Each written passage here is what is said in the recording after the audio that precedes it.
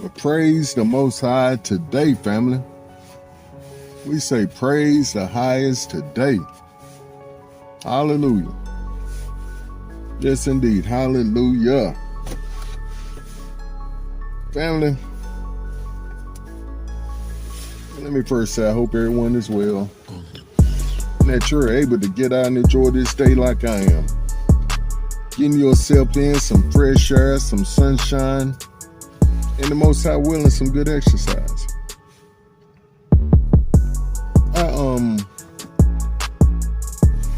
Family, I just come from an appointment, and it was encouraging.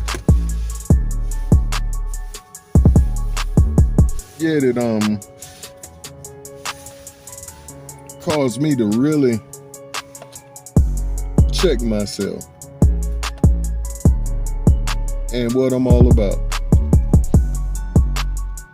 Now, I had this idea before I went to this appointment, but when I was sitting in the lobby, I started studying this idea, and I came across a script. My mind is so full of different ideas right now, and how the Most High brought this idea together. But I was sitting in that lobby, family, and I started to study this idea, and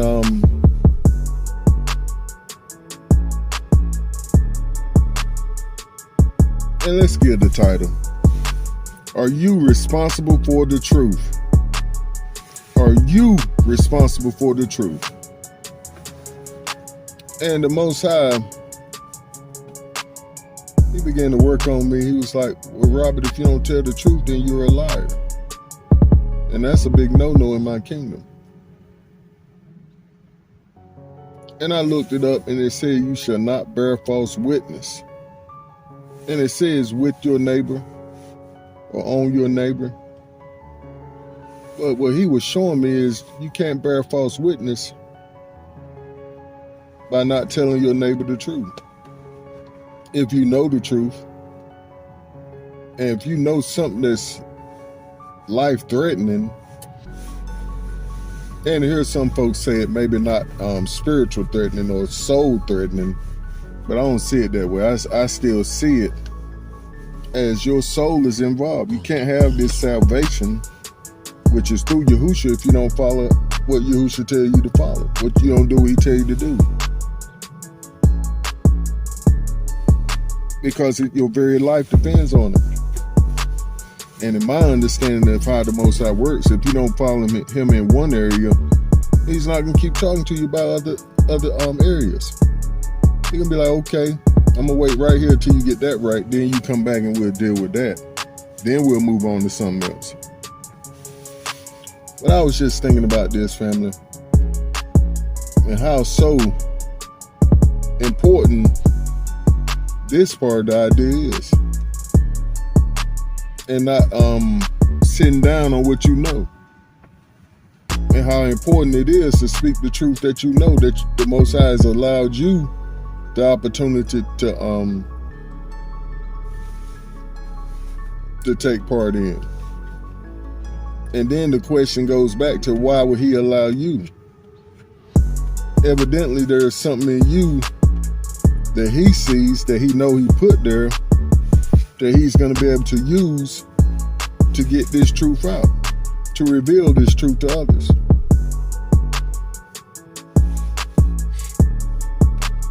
And I'm going to read some scripts. I saw that I lost all my notes that I was writing. I always go to my appointments early, and it's usually a good place to study because it's normally quiet, and most of the time it's grown-ups there, no chaps running around playing and loud. But it's a good space for me to show up early and sit down and go over my ideas, so once I finish the appointment, I can get right into doing my recording. But somehow, family, when the lady came and got me for my appointment, I didn't hit save on my phone. And therefore, after I just transferred the idea over to my tablet, I see all my notes are gone. But I think we have enough to get by because I'm the one that took the notes, right? I wrote them down. And a lot of times it's just writing down the plan, dictating it from the master, and you already got it. You'd be like, yeah, I remember what I wrote down.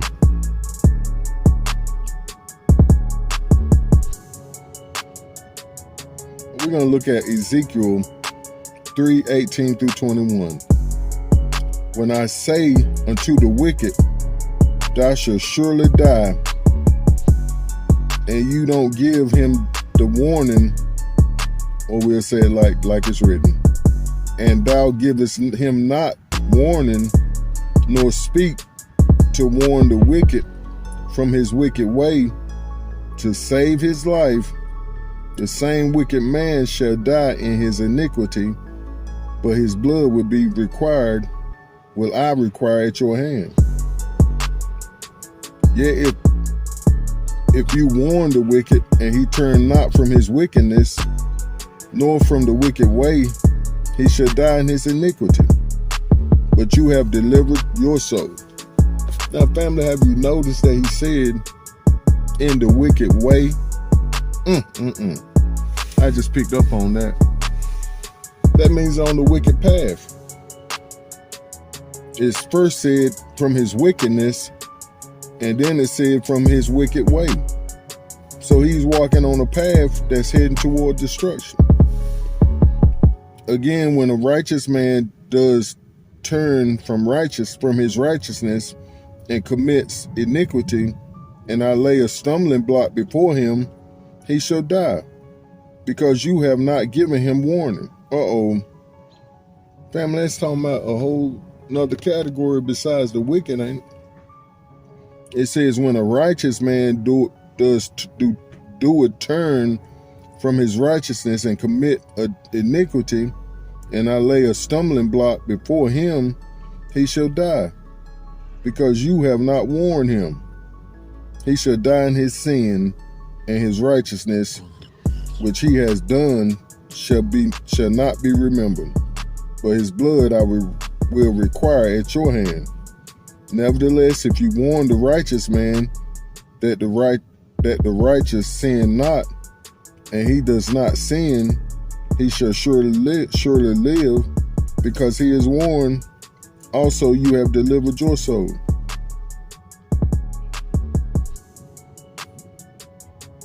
Oh boy, family. Oh boy. That's powerful. But that goes to show us that we're responsible, family. And I looked up responsible, and that means you have a certain role that you're being given to play, a job or a role.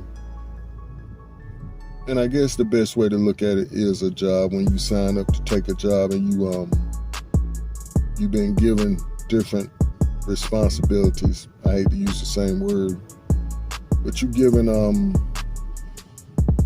different chores that you must complete, and when you sign on, you said, I do. And that's the same with us when we accept the truth, and the Most High puts the responsibility back on us to share that truth. Then we have to do it. We don't have no choice, because he's put the responsibility in our lap. And it says it in the word. He said, go and preach to all the nations. Go tell it. Go tell this good news, that you don't have to be like you are. You can be saved from yourself. See, that's the most important thing. Pardon me. You have to be saved from yourself first. He'll get you cleaned up and get you on the right path, take you off that path heading towards destruction, which that's your decision. So you have to be saved from yourself. Just like I always say, I had to be saved from Robert. Then he put me on the path to endure until the end, to where I will get the final salvation. Because as the text says, you're not saved until you endure until the end. And enduring is tough at times, family. And I know, because to me it seems like I'm the only one in my household, in my family, that really walks in this truth. And it's tough because we're a God-fearing family. That's all we've ever known. And just like this text says, when the righteous man is sinning and he don't even know he's sinning, you got to tell him. Yeah, be like, look here, you need to shore this up. Every time we go to looking in this text, we see more and more proof of why we believe the way we believe. And see, a lot of what's going on, family, is what we spoke on in the prior recording. I think Daniel wrote this down and said that there's going to be more knowledge that comes upon this earth.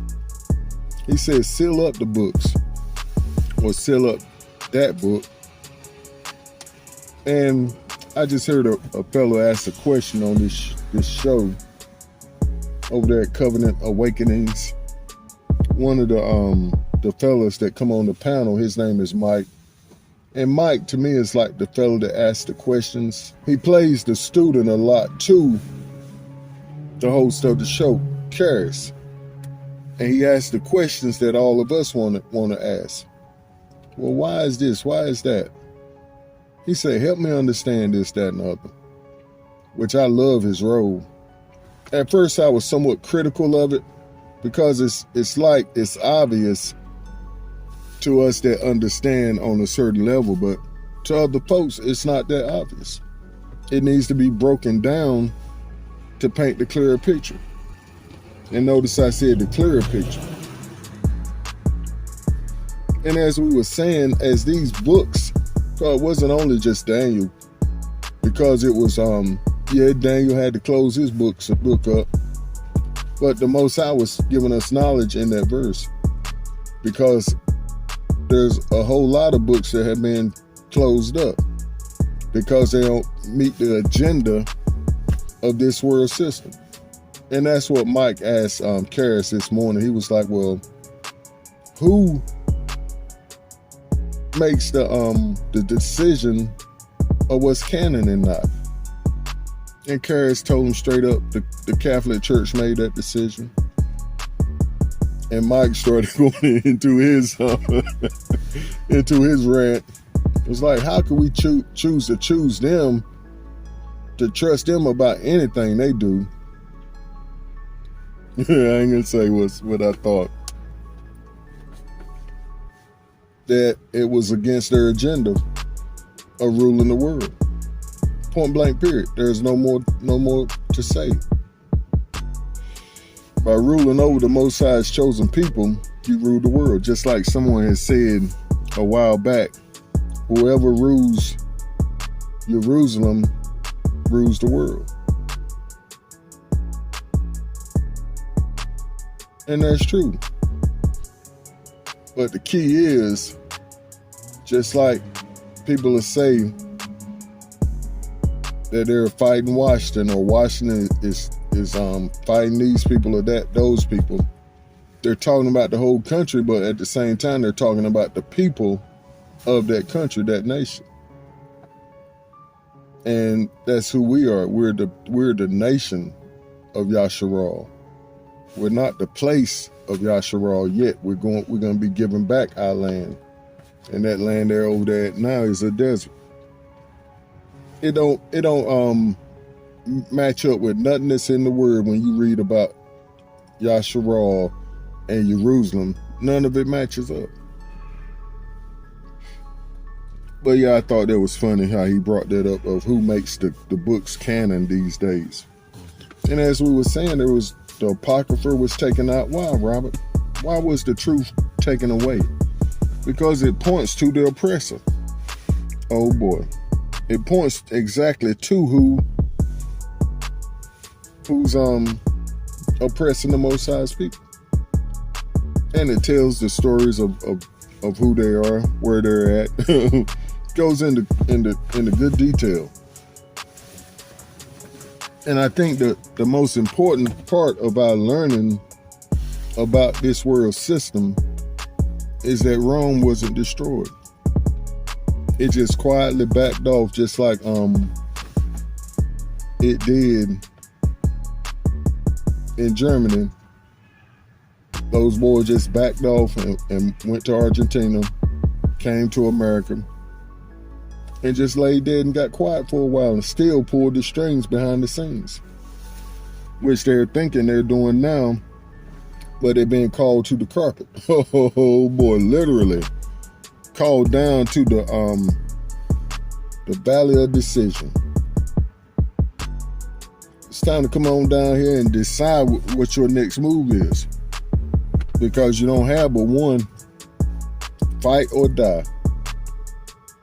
And this is the whole point, family, where those other nations turn on this country.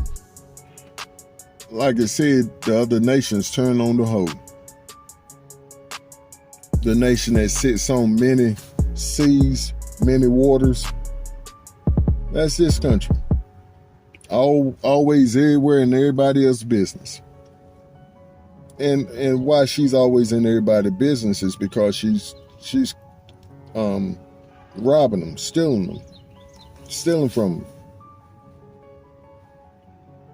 taking. That's all this country has ever been about: taking. But praise the Most High. And so we can't sit on this information. We can't sit on this knowledge. Once the Most High shares it with us, family. Psalms 34:14 says, "Turn away from evil and do good. Search for shalom and work to maintain it."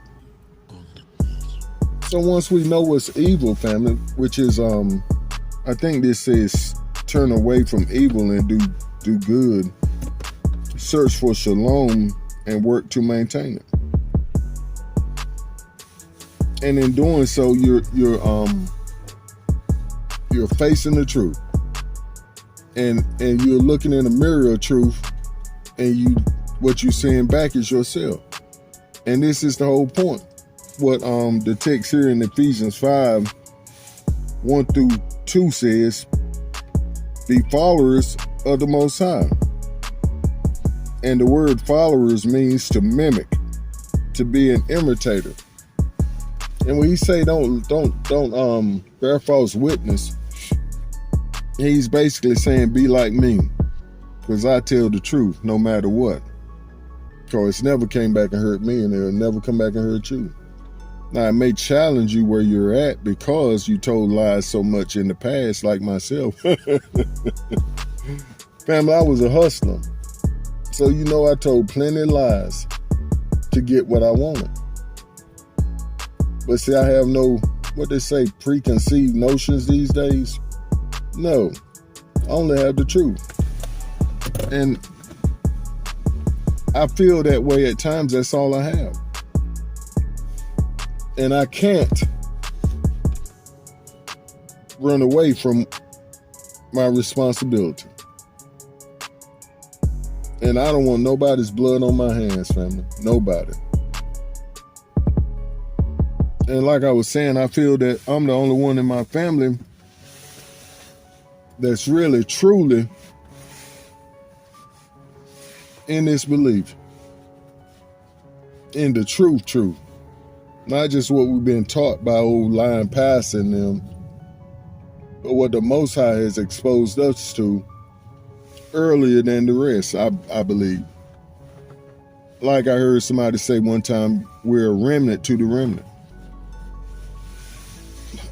Pardon me. But with this truth comes a responsibility. And one text says, you're snatching some, or you're winning over some with compassion, but some you're winning over by snatching them out the fire. And I know I didn't quote that correctly, but that was in my notes. I think that was our last script we looked up. And that's what we're doing. That's why at times, just like I had a conversation with one of my loved ones, my mother, I'm going to say it. She was like, "You're so aggressive. And it's like you're angry." I said, "I'm not angry, Mom. I'm just passionate about the truth. Because I know where I was, and I know what's on the other side of this truth, which is the lie, the flip of the coin. And I know, just like we just read, you're on the path of falsehood. You're on the path, just like with Hasatan telling Eve, he's lying to you. You're not getting all the information. He's trying to hold back information from you." And in this case, concerning the church, they lying to you.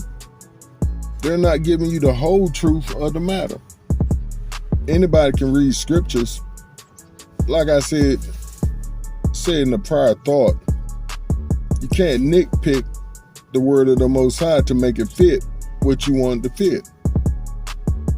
Like I said in the prior recording, this book is for Yasharel, by Yasharel. And that's first things first. And yes, the Gentiles or the strangers have a right to enter in if they follow protocol. And the first thing they must know, family, is that who the true people of the Most High is. And how we line up with prophecies.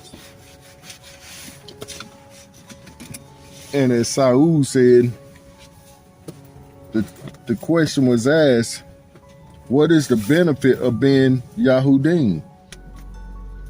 And to answer that question, he said, much in every way. In every way. But most importantly, we've been given the oracles of the Most High. And what that means is we've been given the Most High's word, his holy text, or his Kadash text. And that responsibility haven't been given to nobody else, family. It's been given to us. So all these lying people that you've been sitting under all these years, they don't know the truth. It hadn't been exposed to them because it hadn't been exposed to us yet. There has been darkness on the earth, and gross darkness, more than just now. It's been for these last 400 years, but really the last 2,000 years since Yahusha has left and his people has been subjected to bondage. There's been a blackout until his people were reawoken, as we see in Ezekiel, speaking of the dry bones, prophesying to the dry bones. As that text says, the dry bones are the whole house of Yasharal.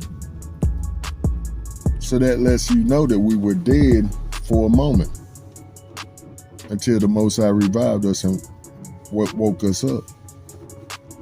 And as the text says, some awaken to everlasting life, and some awaken to death and shame because they don't want the truth. So everybody's waking up. And right now it's the time of the Gentiles awakening and having to face the truth that they've been lied to. See, a lot of our people, they was woke. They heard the message and said, "Nah, that ain't what my pastor teach. I'm going back to sleep. Leave me alone." Don't wake me. And we keep trying to ring the alarm or blow the alarm, but they don't want to hear it. They keep hitting the snooze. "No, I don't want to hear it. I don't want to hear it. Okay, I hear you, but that's not how I see it. We have different teachers. My teacher didn't teach me that way, but your teacher is a liar from hell. And we don't want to face them facts. When it's written right there in the text, the wolves in sheep clothing, nah, we can't believe that. My teacher would never lie to me.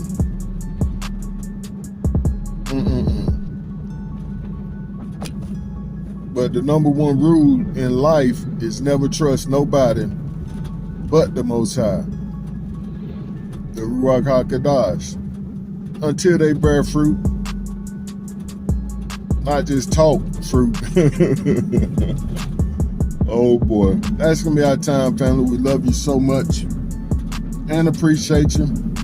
I appreciate all our new subscribers and pray the Most High continue to give you eyes to see, ears to hear, a heart to perceive, and a mouth to speak. Or should we say, therefore, a mouth to speak. Hallelujah. Family, do stay up and keep pushing forward in the right direction. Shalom. Hallelujah.